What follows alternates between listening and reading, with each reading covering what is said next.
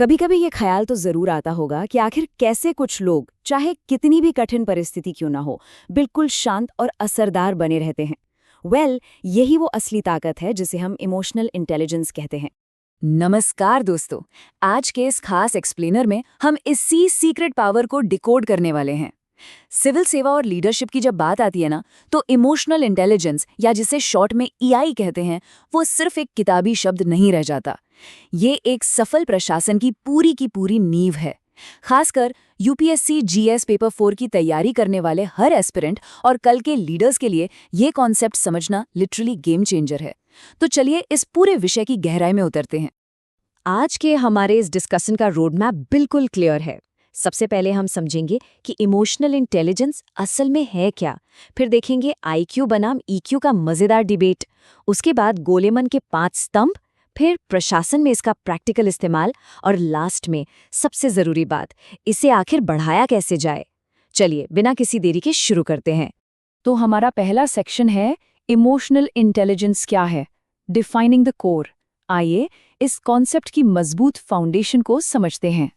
मनोवैज्ञानिक पीटर सैलोवे और John D mayor ने 1990 में ईआई को पहली बार बहुत ही सटीक तरीके से डिफाइन किया था।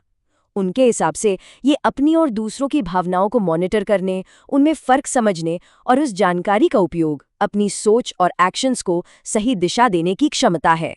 मतलब ध्यान देने वाली बात यह है कि ये सिर्फ भावनाओं को महसूस करना नहीं है, बिल्कुल नहीं। ये तो उस इमोशनल इन्फॉर्मेशन को एक पावरफुल टूल की तरह इस्तेमाल करके एकदम सही और एक्टिव एक्शन लेने की कला है। इसे थोड़ा और डीपली समझने के लिए मार्कस ऑरेलियस का ये शानदार कोट एकदम परफेक्ट बैठता है। मनुष्य का अधिकार उसके मन पर होता है, बाहरी घटनाओं पर नहीं। इस बात का एहसास ही असली शक्ति देता है। अब देखिए, बाहरी हालात पर हमारा कोई कंट्रोल नहीं होता, चाहे वो कोई अचानक आई प्राकृतिक आपदा हो या कोई भारी प्रशासनिक दबाव। लेकिन अपने माइंड पर तो पूरा कंट्रोल होता है ना।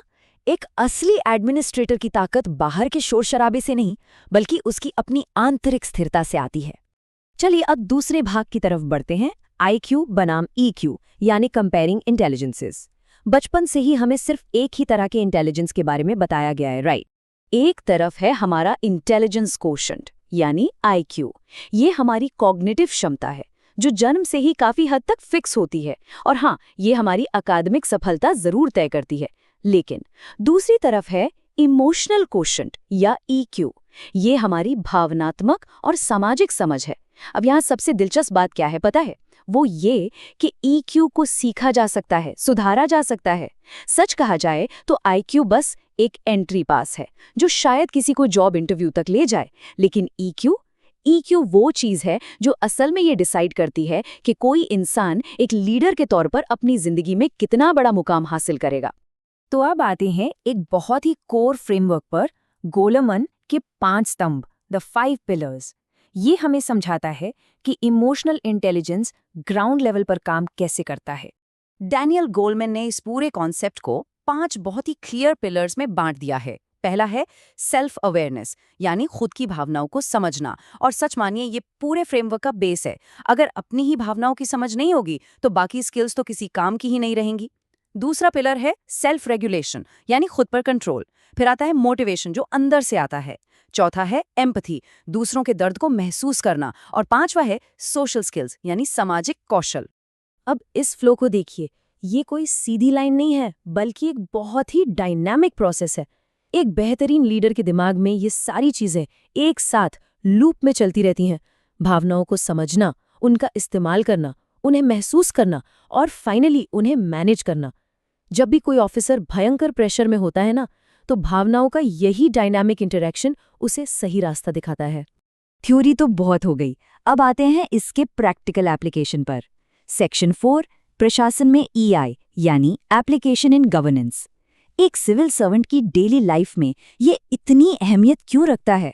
गवर्नेंस में ईआई होने का सीधा सा मतलब है भयंकर दबाव के बीच भी एकदम सटीक फैसले लेना। सोचिए, कहीं दंगे भड़के हुए हैं या कोई बड़ी आपदा आ गई है।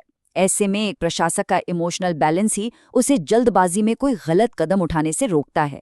इसके अलावा समाज के कमजोर तबकों के लिए सच्ची एम्पैथी होना, मुश्किल विवादों को सुलझाना, अपना स्ट्रेस मैनेज करना और सबसे बड़ी बात, एथिकल लीडरशिप दिखाना।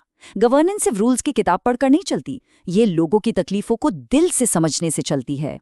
चलिए इसे एक रियल लाइफ एग्जाम्पल से समझते हैं। पूर्व उपराज्यपाल किरण बेदी जी का नाम कॉन्फ्लिक्ट मैनेजमेंट के लिए हमेशा से टॉप पर लिया जाता है।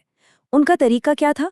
वो सिर्फ नियम कानूनों तक सीमित नहीं रहती थीं, वो हर पक्ष की बात को पूरे ध्यान से सुनती थीं, उन बातों के पीछे छिपे असली दर्द या भावनाओं को समझती थीं और फिर एक ऐसा सल्यूशन निकालती थीं जो सबकी जरूरतों को पूरा करे। एकदम उलझे हुए प्रशासनिक विवादों को सुलझाने में ईआई का इससे शानदार इस्तेमाल शायद ही कोई हो। एक और जबरदस्त उदाहरण देखिए, जाने माने आईएएस अधिकारी टीएसआर सुब्रमण्यन, जो अपने कर्मचारियों के साथ बेहतरीन रिश्ते बनाने के लिए काफी मशहूर थे। वो बहुत ही अप्रोचेबल थे, मतलब कोई भी उनसे आसानी से बात कर सकता था। वो अपनी टीम की प्रॉब्लम्स को सच में महसूस करते थे और उनकी छोटी छोटी सफलताओं को भी पूरी टीम के साथ सेलिब्रेट करते थे। इससे वर्क प्लेस पर जो ट्रस्ट और अपनेपन का माहौल बनता है ना, वो किसी भी सिस्टम को सक्सेसफुल बनाने के लिए सुपर इम्पॉर्टेंट है। तो अब दिमाग में सबसे बड़ा सवाल ये आता है कि क्या हम इस क्षमता को खुद में डेवलप कर सकते हैं?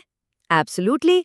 आइए चलते हैं अपने आखिरी सेक्शन पर, 5 ईआई कैसे बढ़ाएं, एक्शनेबल स्टेप्स। यहाँ काम आता है डॉक्टर मार्क ब्रैकेट का बहुत ही साइंटिफिक रूलर मेथड। आर का मतलब है रिकॉग्नाइजिंग, यानी भावनाओं को पहचानना। यू से अंडरस्टैंडिंग कि आखिर ऐसा फील क्यों हो रहा है। एल से लेबलिंग, मतलब उस फीलिंग को एक सही नाम देना। ई से एक्सप्रेसिंग, उसे सही ढंग से बाहर निकालना। और आर से रेगुलेटिंग, यानी उसे कंट्रोल करना। अपनी भावनाओं को सिर्फ गुस्सा या उदासी का टैग देने के बजाय इस मेथड से उन्हें गहराई से समझना हमें बिना सोचे समझे रिएक्ट करने से बचाता है। और मान लीजिए सिचुएशन बहुत ही ज्यादा क्रिटिकल है, हाई स्टेक्स वाली है, तो वहां ये 3 क्वेश्चन रूल बड़े काम आता है। खुद से बस ये 3 सवाल पूछने हैं। 1, मैं इस वक्त क्या महसूस कर रहा हूं। 2, मुझे ऐसा क्यों महसूस हो रहा है। और 3, इस सिचुएशन में सबसे बेस्ट और सही रिस्पॉन्स क्या होना चाहिए। ये जो कुछ सेकंड्स का कॉग्निटिव पॉज है ना, ये एक छोटा सा ठहराव किसी भी बड़े प्रेशर में एथिकल बैलेंस बनाए रखने में चमत्कार की तरह काम करता है।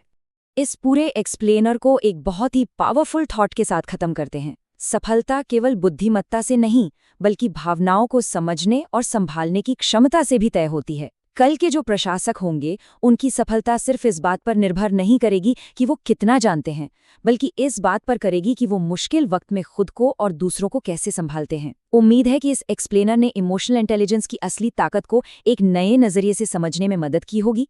लेकिन जाते जाते एक सवाल जरूर छोड़ना चाहूंगी। अगर ईक्यू हमारी सफलता के लिए इतना ही बड़ा गेम चेंजर है, तो क्या हमारे एजुकेशन सिस्टम को आईक्यू के साथ साथ ईक्यू को निखारने पर भी उतना ही फोकस नहीं करना चाहिए? हमारे साथ जुड़ने के लिए बहुत बहुत धन्यवाद।